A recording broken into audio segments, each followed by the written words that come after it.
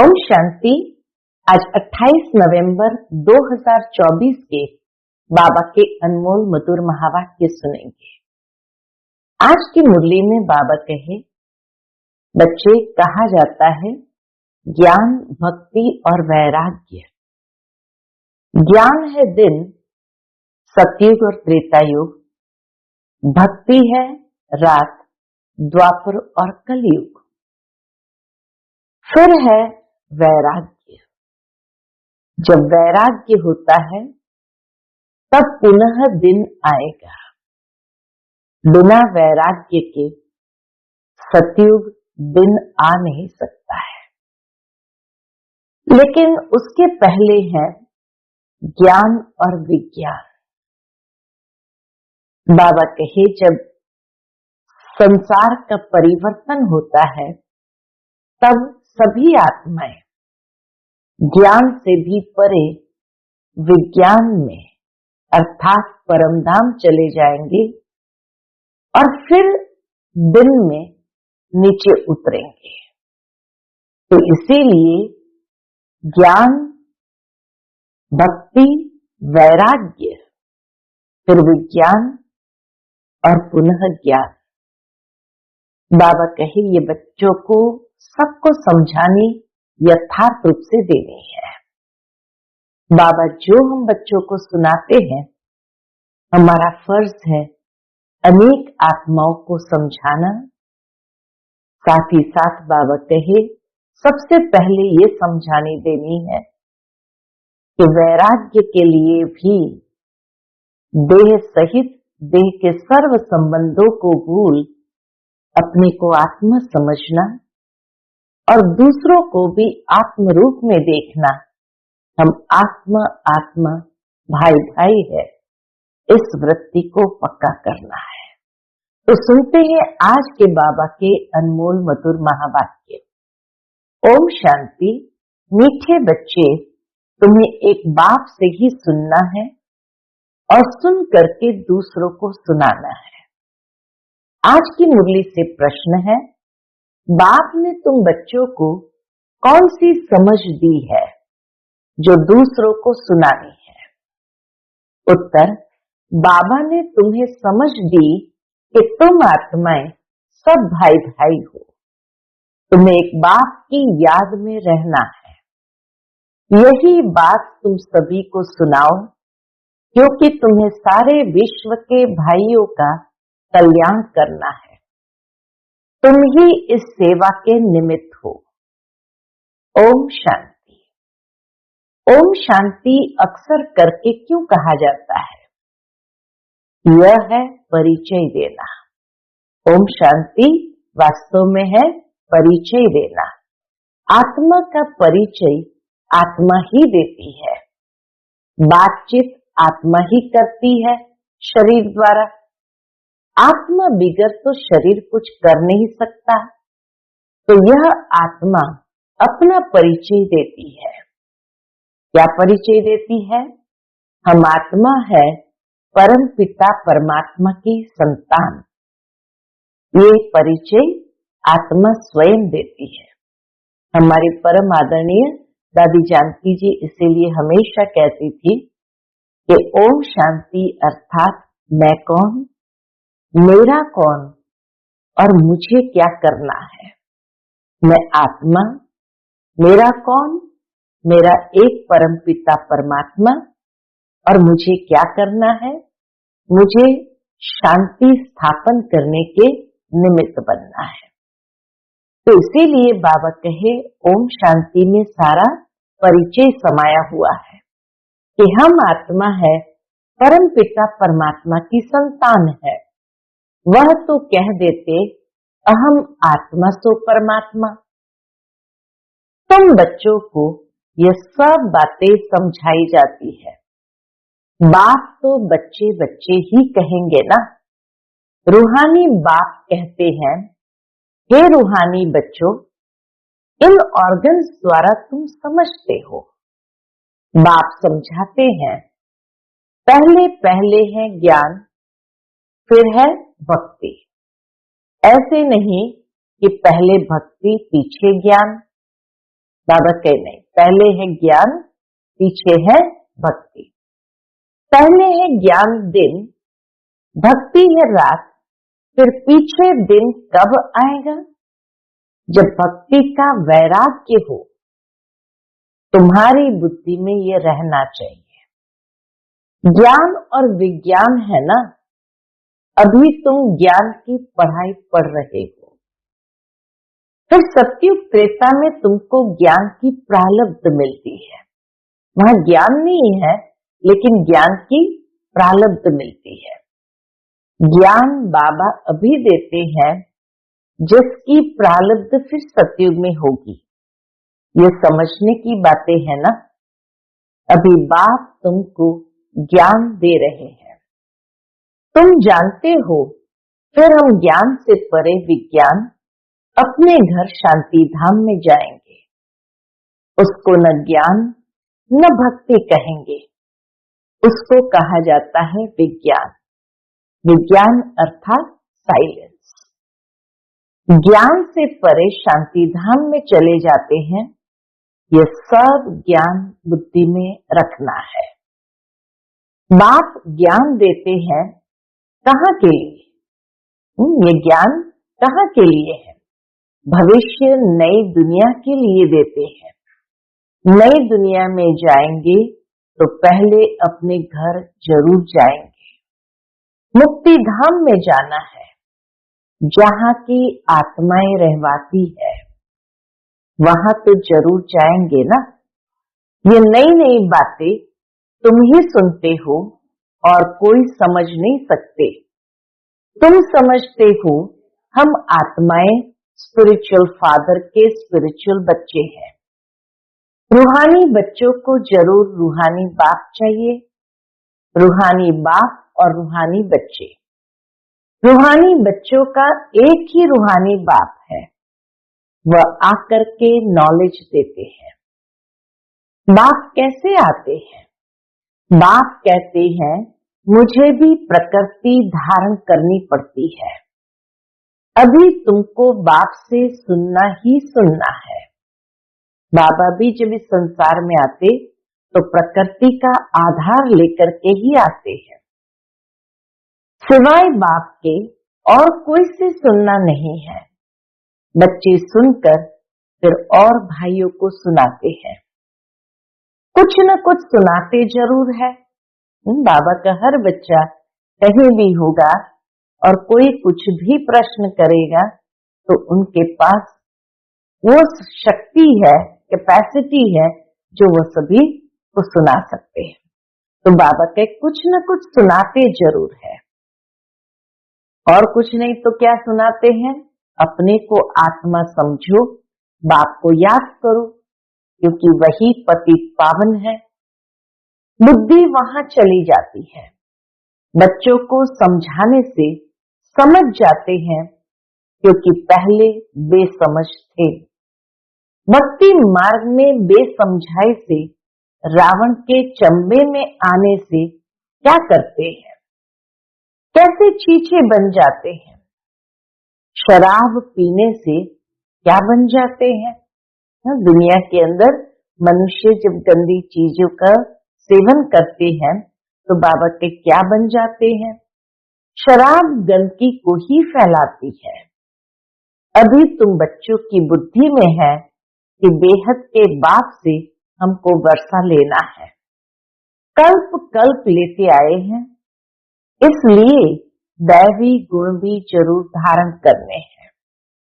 श्री कृष्ण के दैवी गुणों की कितनी महिमा है।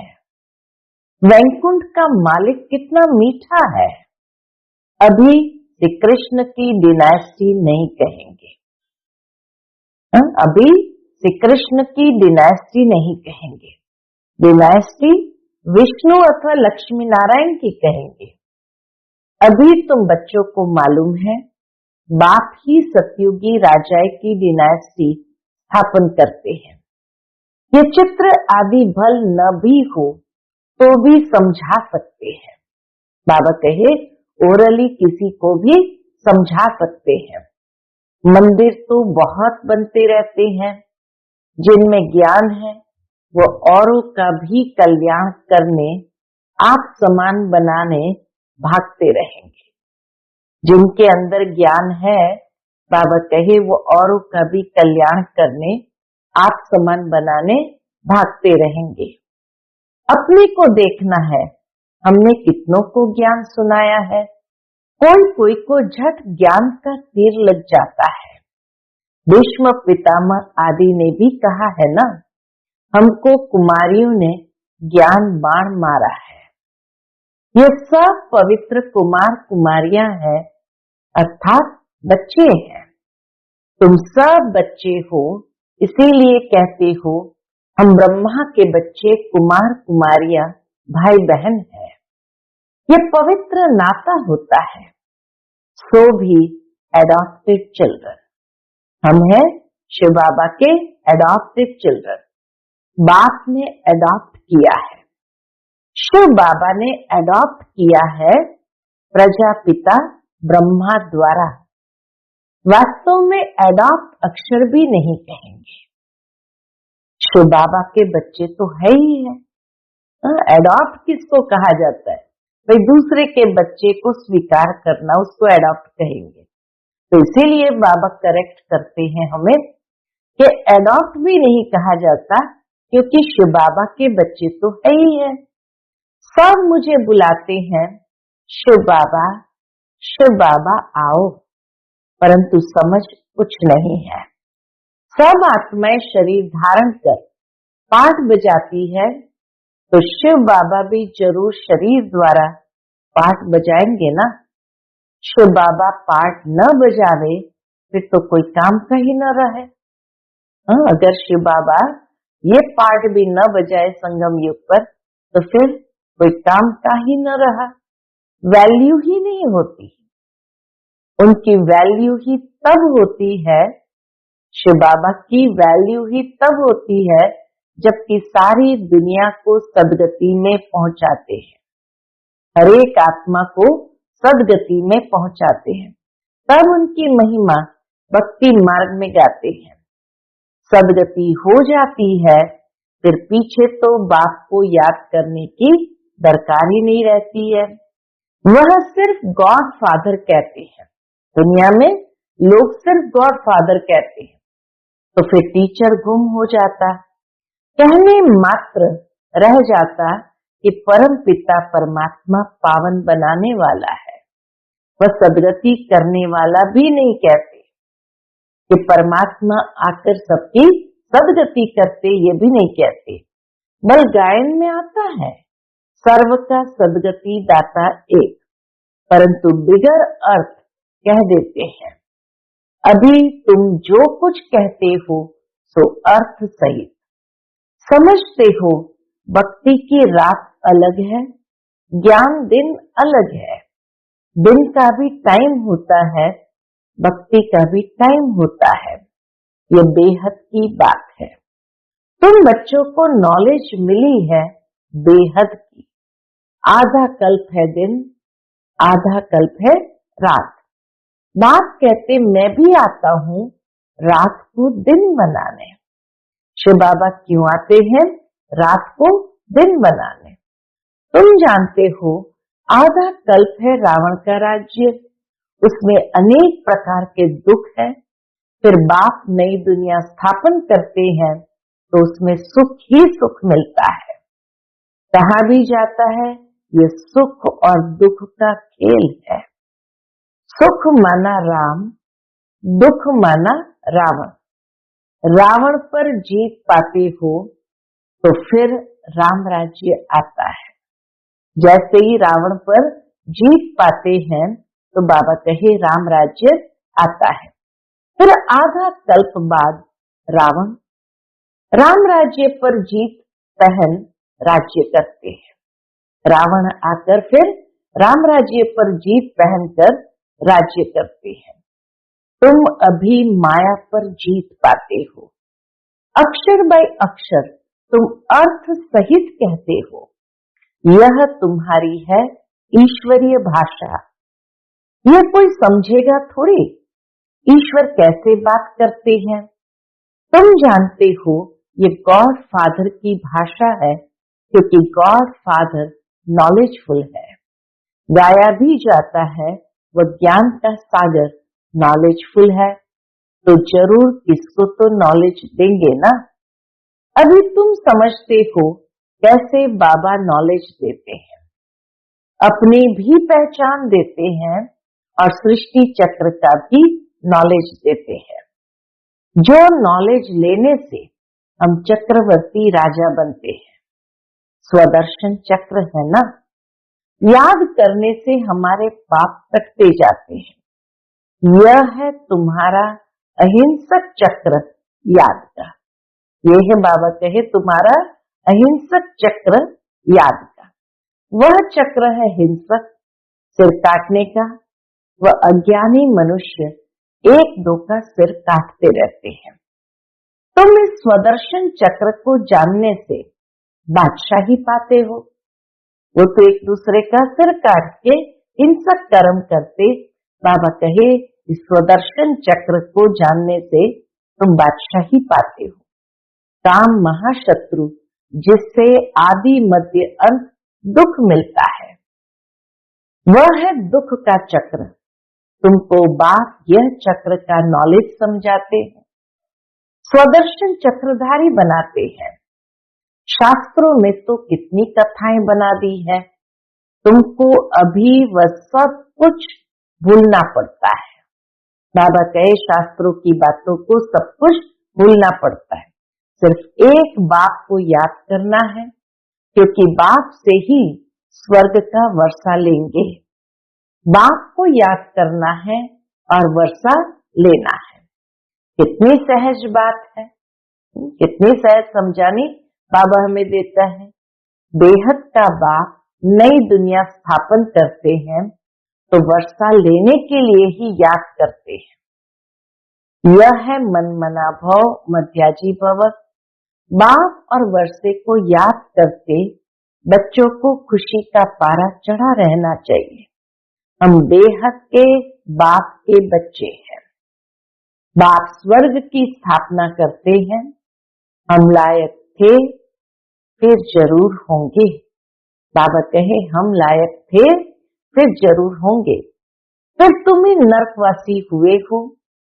सतो प्रधान थे, अब तमो प्रधान बने हो। भक्ति मार्ग में भी हम ही आए हैं, ऑल राउंड चक्कर लगाया है।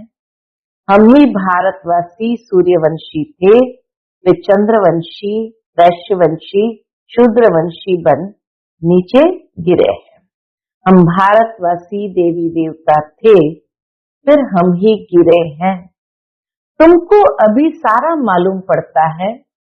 वाम मार्ग में जाते तो कितना छीछी बन जाते हो। मंदिर में भी ऐसे छीछी चित्र बनाए हैं। आगे घड़ियां भी ऐसे चित्रों वाली बनाते थे। अब तुम समझते हो हम कितने गुलगुल थे। फिर हम ही पुनर्जन्म लेते लेते कितने छीछी बनते हैं। यह सतयुग के मालिक थे तो दैवी गुणों वाले मनुष्य थे। अभी आसुरी गुणों वाले बने हैं और कोई फर्क नहीं है। पहले दैवी गुणों वाले थे, अभी आसुरी गुणों वाले बने हैं और कोई फर्क नहीं है। पूंछ वाले व सुंड वाले मनुष्य होते नहीं है। देवताओं की सिर्फ ये निशानियां दी है, बाकी तो स्वर्ग प्राय लोप हो गया है। सिर्फ ये चित्र निशानियां है।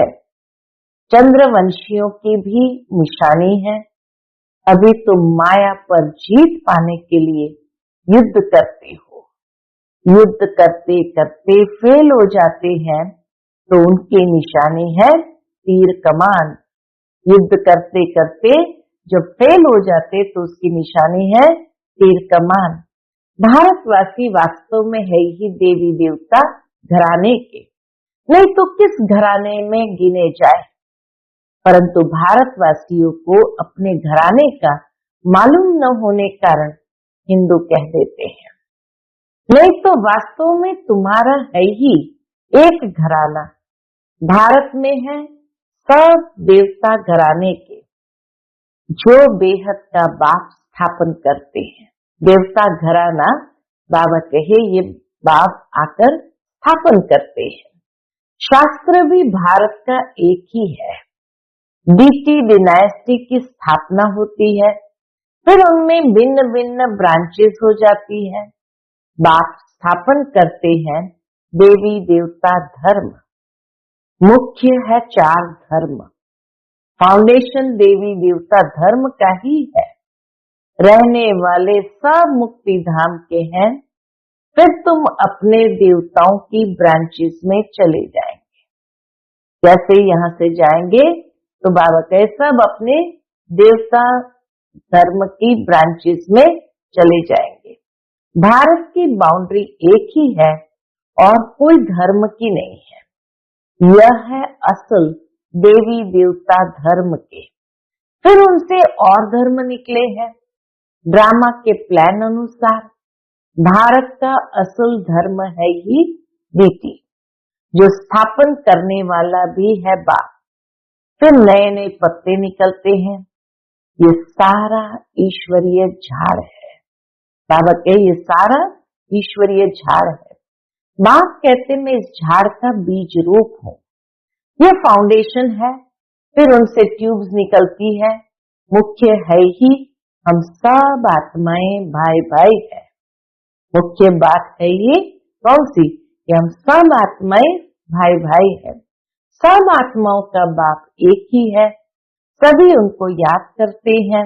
अब बाप कहते इन आंखों से तुम जो कुछ देखते हो उनको भूल जाना है।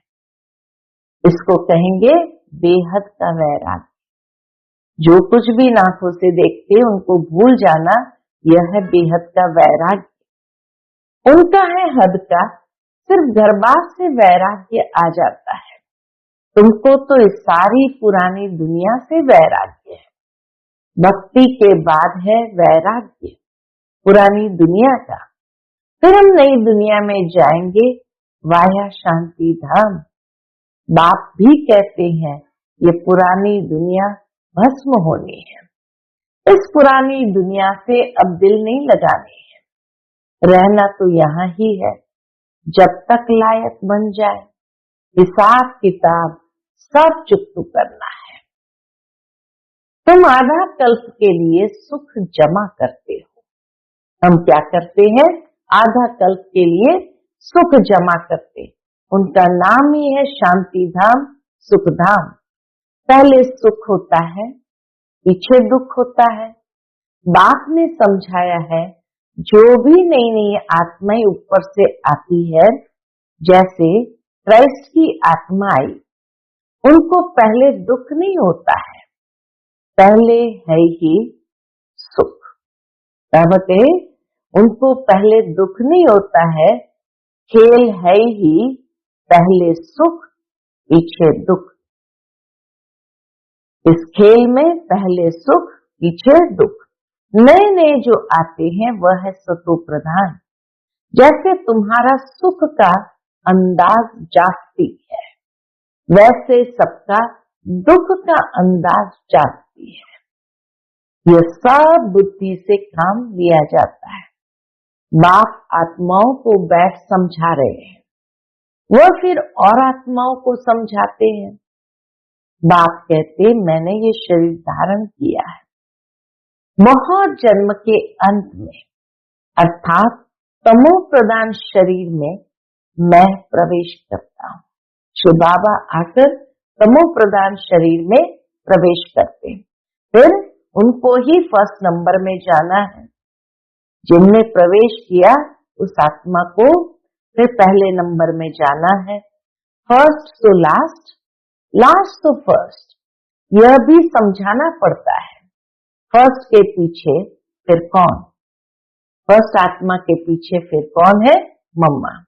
उनका पार्ट होना चाहिए। उसने बहुतों को शिक्षा दी है।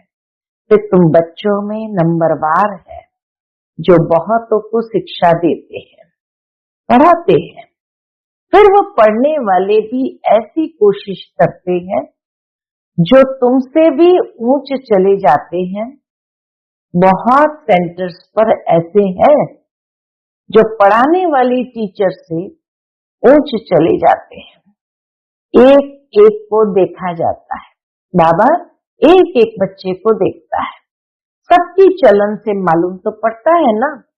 कोई कोई को तो माया ऐसे नाक से पकड़ लेती है जो एकदम खलास कर देती है। विकार में गिर पड़ते हैं। आगे चलकर तुम बहुतों का सुनते रहेंगे, वंडर खाएंगे। यह तो हमको ज्ञान देती थी, फिर ये कैसे चली गई? ये हमें ज्ञान देती थी, फिर कैसे चली गई? हमको कहती थी पवित्र बनो और खुद फिर छीछे बन गई। समझेंगे तो जरूर ना, बहुत छीछी बन जाती है। बाबा कहे ऐसे कई आत्माएं गिर जाती है। बाबा ने कहा है बड़े बड़े अच्छे महारथियों को भी माया जोर से फटकाएगी। जैसे तुम माया को फटका कर जीत पहनते हो, माया भी ऐसे करेगी। बाप ने कितने अच्छे अच्छे फर्स्ट क्लास रमणीक नाम भी रखे। पहले पहले शुरू में जो बाबा के बच्चे आए, उनको बाबा ने बहुत सुंदर सुंदर नाम दिए थे। परंतु अहो माया आश्चर्यवत सुनंती कथंती फिर भागंती, गिरंती हो गए। माया कितनी जबरदस्त है, इसलिए बच्चों को बहुत खबरदार रहना है।